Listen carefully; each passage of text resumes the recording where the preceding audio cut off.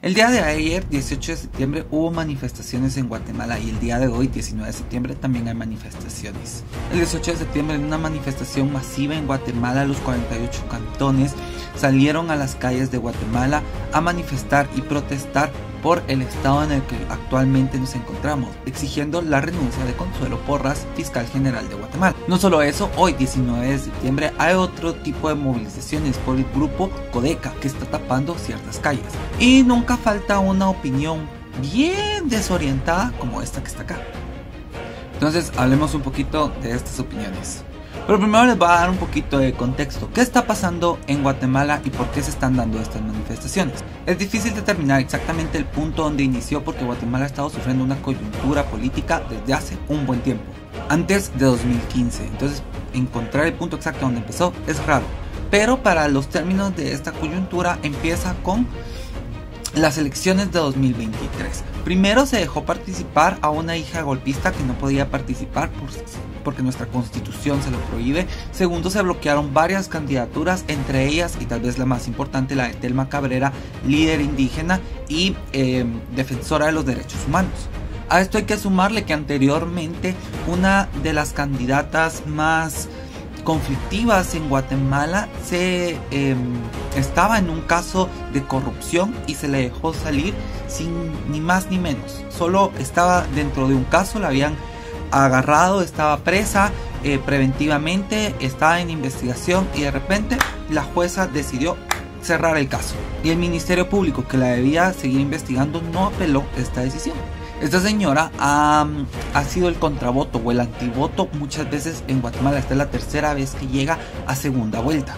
La expectativa era que esta señora Sandra Torres, el antivoto en Guatemala, entrara a segunda vuelta junto con Suri Ríos, que era la hija del golpista, que es ultraderecha conservadora de lo peorcito que hay.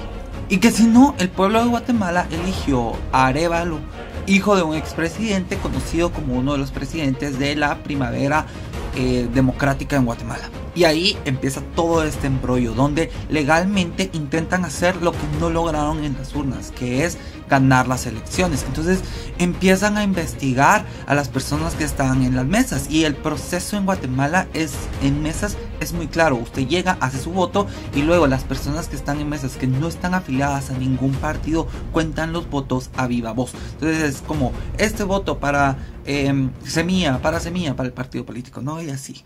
Y cuentan y luego llenan una papeleta y luego esa papeleta la pasan a una computadora, la digitalizan, le toman foto para que cuadren los números y luego ya la suben y eso es parte del conteo. Entonces se armó un gran relajo por el sistema que estaban utilizando, que es el TREP. Y entonces varios partidos políticos que son alianza de corruptos en Guatemala comenzaron a poner interpelaciones aquí y allá y cosas jurídicas y legales para tratar de deslegitimizar la elección de la primera vuelta. Tanto así que durante las impugnaciones, varios fiscales de mesas que son representantes de los partidos en las mesas donde se cuentan los votos estaban a decir que no, que había que hacer recuento ahí mismo, cosa que la ley no permite. El Tribunal Supremo Electoral, que había prohibido las candidaturas de algunas personas de alguna forma u otra, se puso a favor del pueblo y decidió legitimizar la primera vuelta y dijo: estos son los dos candidatos que van a la segunda vuelta y estas son nuestras corporaciones municipales y estos son nuestros diputados y ya. Y pasamos a segunda vuelta. Durante la campaña electoral de la segunda vuelta, la señora Sandra Torres y su partido, la UNE, estaban haciendo campaña aun cuando no estaban autorizados, y Semilla, por miedo a la persecución, no podía hacer campaña. Entonces estaban limitados y actuando dentro de la ley.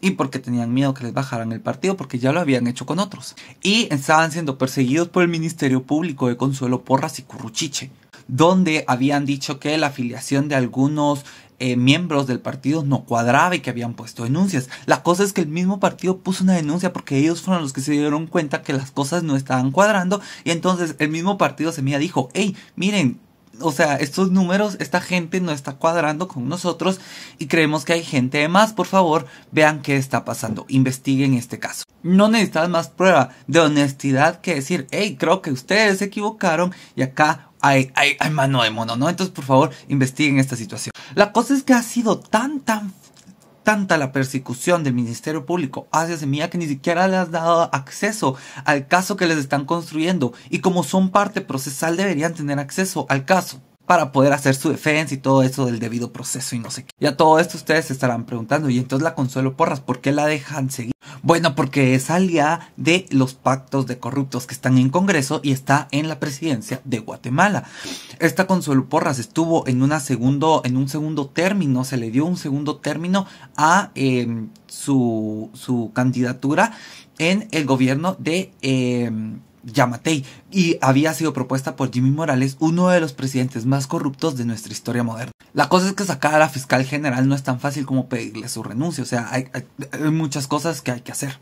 Entonces, como han estado siendo perseguidos durante la primera y la segunda vuelta, principalmente durante la segunda vuelta, y estos ataques comenzaron a ser más grandes después de que Bernardo Arévalo ganó la presidencia en la segunda vuelta, el día de ayer el presidente electo Bernardo Arévalo fue a la Corte Suprema de Justicia para poner un amparo para que le quiten la inmunidad, el antejuicio a Consuelo Porras, y se puede investigar a Consuelo Porras y se le pueda quitar de su puesto de fiscal general, debido a que la señora, no importa cuántas manifestaciones masivas hay en Guatemala, que han habido varias, exigiéndole su renuncia, y no es el primer año que se le exige su renuncia a esta señora, que es la peor fiscal que hemos visto.